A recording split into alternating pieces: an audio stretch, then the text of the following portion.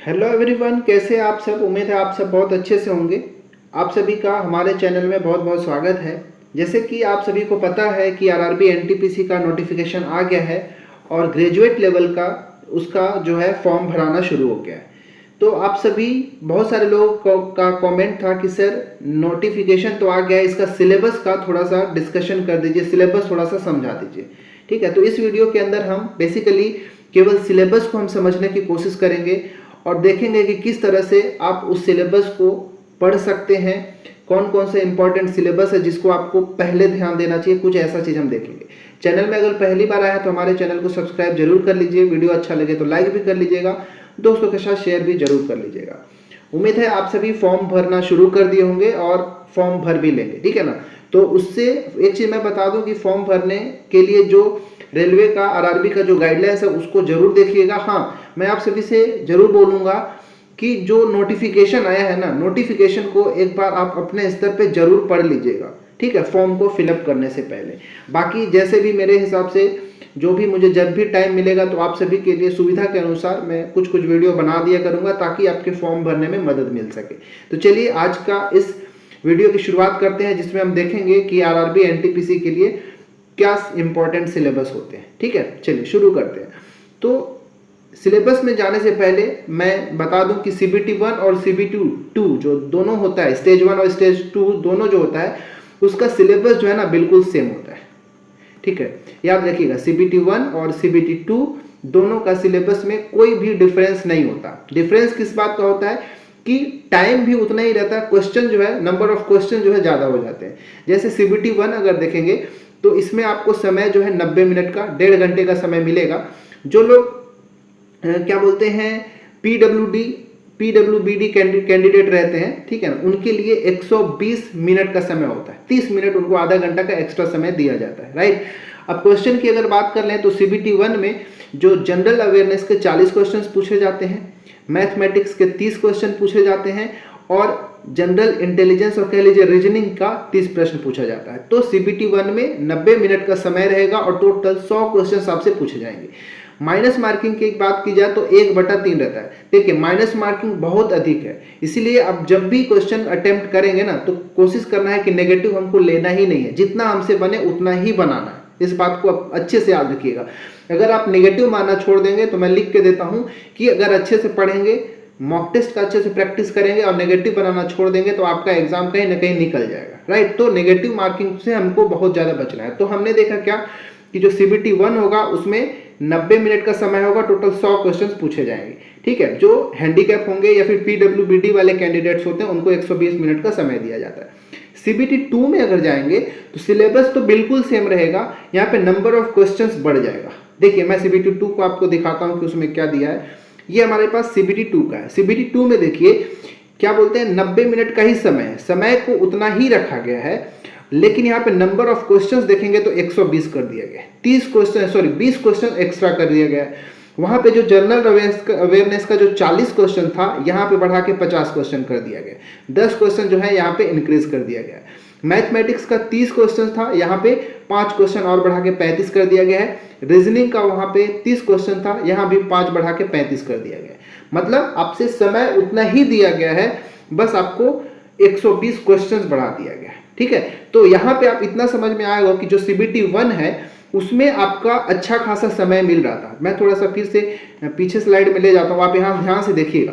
90 minute में 100 question अगर देखेंगे तो जनरल अवेयरनेस जो होता है जीके में आपको 40 मिनट लगने वाला नहीं है, ठीक। मतलब 40 क्वेश्चन यहाँ पे है, इसके लिए आपको 40 मिनट नहीं लगेगा, 1-1 मिनट देने की जरूरत नहीं है। अगर आपका जनरल अवेयरनेस बहुत अच्छे से तैयार है तो आप इसको 10 मिनट में ही बना के खत्म कर देंगे, इसमें तो टाइम लगने वाला है नहीं। तो अगर 10 मिनट भी अगर इसको मान के चलें तो आपके पास बच जाता है 80 मिनट, और 80 मिनट में 30 और 30 मात्र 60 क्वेश्चन करना है। मतलब कहने का कि सीबीटी 1 जो है आपका बहुत अच्छे से इसको आप हैंडल कर सकते हैं, ठीक है ना, क्योंकि आपके पास समय जो है पर्याप्त मिल जाता है। लेकिन जब आप स्टेज 2 में सीबीटी 2 में जाते हैं तो अब नंबर ऑफ क्वेश्चंस यहाँ पे इंक्रीज कर दिया जाता है, तब यहाँ पे जाके थोड़ा सा डिफिकल्टी हो जाता है, ठीक है। यहाँ पे 50 क्वेश्चन है, 50 क्वेश्चन जो जीके वाला है इसको आपको जल्दी लगाना होगा। यहाँ से इसको जितना जल्दी अगर कर लेंगे उतना ज्यादा टाइम जो है इन दोनों के लिए आप बचा पाएंगे।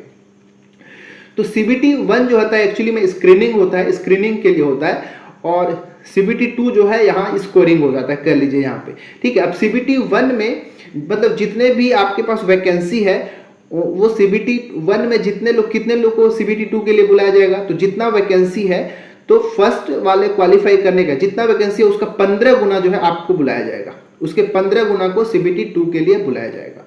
और मैंने यहाँ पे बता दिया कि 90 मिनट ही रहेगा, समय क्वेश्चंस कितने हो जाएंगे, 120 हो जाएंगे, ठीक है।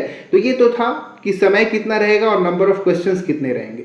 अब हम चलते हैं सिलेबस की ओर, जो है जिसमें हम देखेंगे कि CBT 1 और CBT 2 दोनों के लिए सिलेबस जो है बिल्कुल सेम है, बस CBT 2 में आपको नंबर ऑफ क्वेश्चंस इंक्रीज हो जाते हैं। यहाँ पे आपको CBT 2 के लिए ही बेसिकली कह लिया जाए आपको तैयार करना होता है, अपना स्पीड को बढ़ाना होता है, ठीक है। आपको बहुत ज़्यादा स्पीड पे काम करना पड़ेगा, बहुत ज़्यादा एक्यूरेसी पे काम करना पड़ेगा, तब जाके कहीं आप CBT 2 में क्वालिफाई कर पाएंगे, ठीक है। तो चलिए अब हम सिलेबस की बात कर लेते हैं।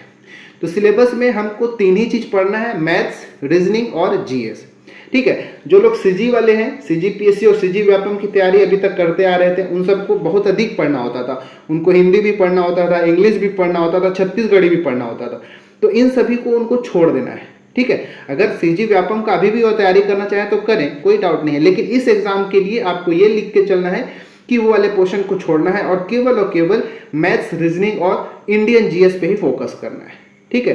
तो कहीं ना कहीं उससे कम ही पढ़ना है, बस यहाँ पे आपको स्पीड को बढ़ाना है और एक्यूरेसी को बढ़ाना है और ऑनलाइन प्रैक्टिस कर लेना है, क्योंकि CG व्यापम का ऑफलाइन ही एग्जाम होता था, जिससे आप सभी का उम्मीद करता हूं कि ऑनलाइन तो प्रैक्टिस नहीं होगा, तो अब आप सभी को अब ऑनलाइन प्रैक्टिस करना पड़ेगा ही, ठीक है ना। देखिए अब हम मैथ्स की बात कर लेते हैं। तो मैथ्स के अंदर जाएंगे तो ये सब आप CG व्यापम, CGPSC के लिए हमेशा से पढ़ते ही आए हैं, तो अलग से कुछ पढ़ने की जरूरत नहीं है, बस आपको प्रैक्टिस बहुत अधिक करना है, आपको स्पीड बढ़ाना है।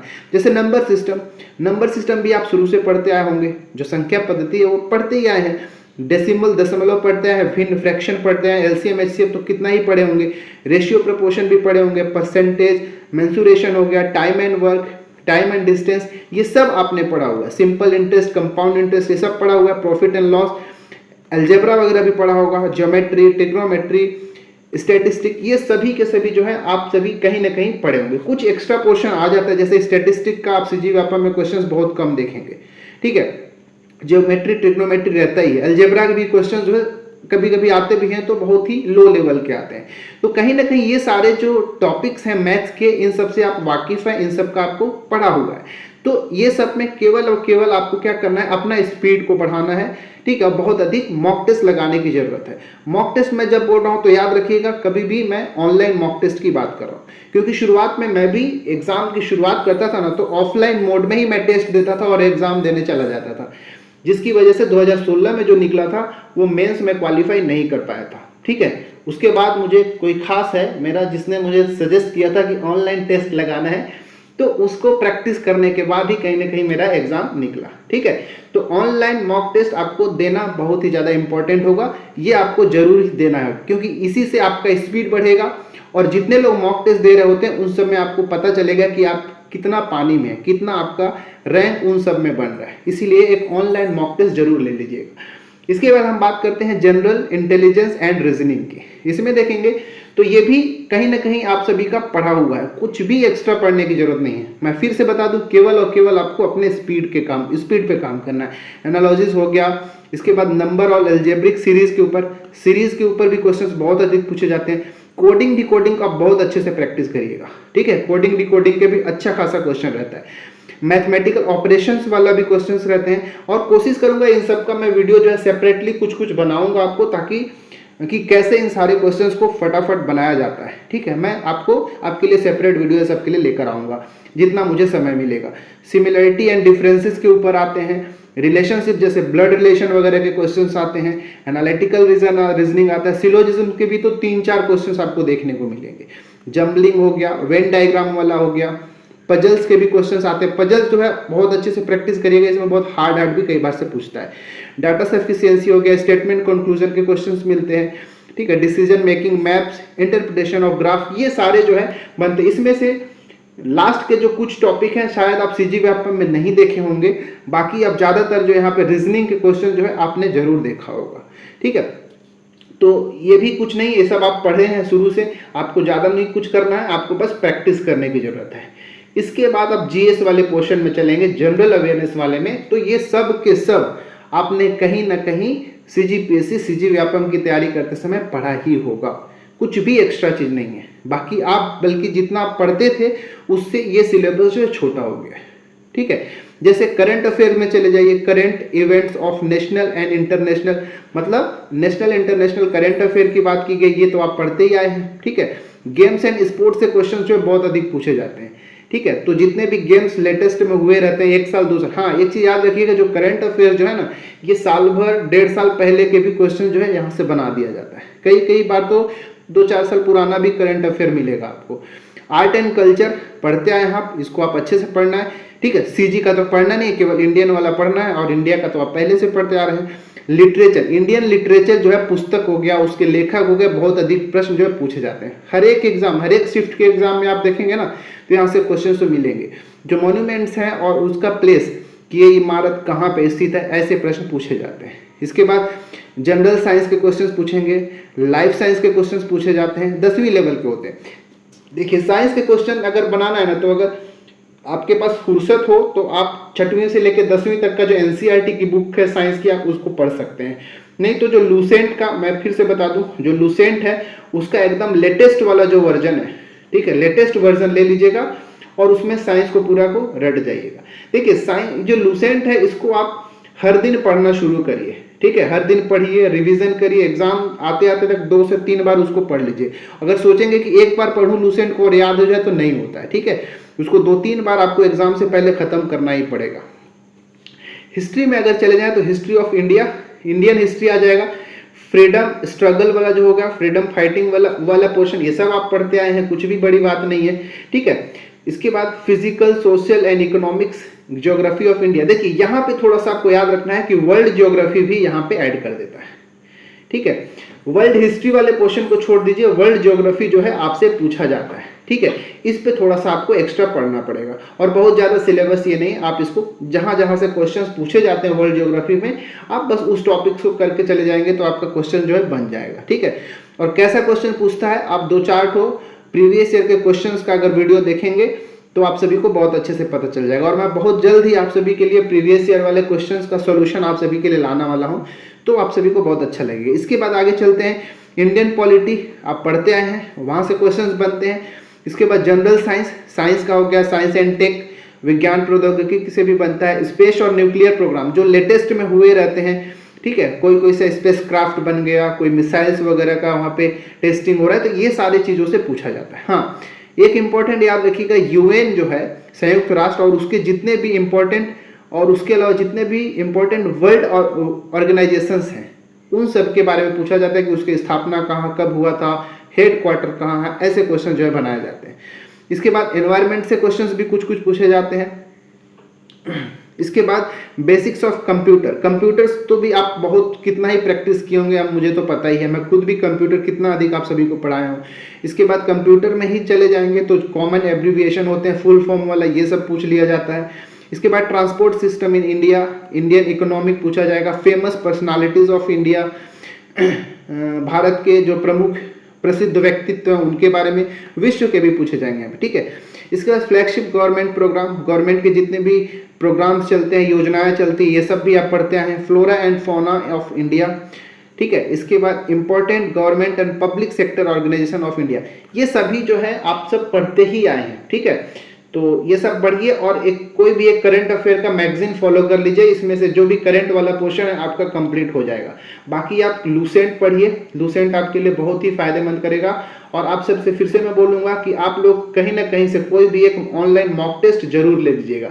टेक्स्ट बुक का भी कई लोग लेते हैं, मैं तो टेक्स्ट बुक ही लगाया था, तो आप सभी भी टेक्स्ट बुक का यूज़ कर सकते हैं, ठीक है। टेक्स्ट बुक में क्वेश्चंस लगाएंगे, आप सभी को पता चलेगा कि आपको कितना बन रहा है, कितना नहीं बन रहा है। आप प्रैक्टिस करिए, और जहाँ भी जो गलती हो रहा है उसको एनालिसिस करिए। जो क्वेश्चंस गलत हो रहा है उसका एक्सप्लेनेशन देखेंगे तो आपको बहुत अच्छे से समझ में आएगा, बहुत अच्छे से वहाँ एक्सप्लेन किया हुआ रहता है। तो यही आपका सिलेबस है, और इसी को आपको प्रैक्टिस करना है। मैंने सब बताया, CBT 1 और CBT 2 में कितने नंबर के पूछे जाते हैं और कितना टाइम आपको दिया जाता है। कहाँ पे आपको अपना स्पीड बढ़ाने की जरूरत होता है, ये सब कुछ मैंने बताया। उम्मीद है आपको ये सिलेबस पता चला होगा, समझ में आया होगा, और कहीं ना कहीं जो CGPSC और CG व्यापम के लिए पढ़ते हैं उससे सिलेबस आपका बहुत ही छोटा हो जाता है, ठीक है। और सब कुछ आप कहीं ना कहीं ये सब पढ़े हुए हैं, केवल और केवल आपको प्रैक्टिस करना है, ऑनलाइन प्रैक्टिस करना है, ठीक है। तो बस इस वीडियो में इतना ही करते हैं। मैंने सिलेबस एक्सप्लेन कर दिया है। वीडियो अच्छा लगा हो तो लाइक करिएगा, पहली बार आए होंगे चैनल में तो सब्सक्राइब जरूर कर लीजिएगा, ठीक है।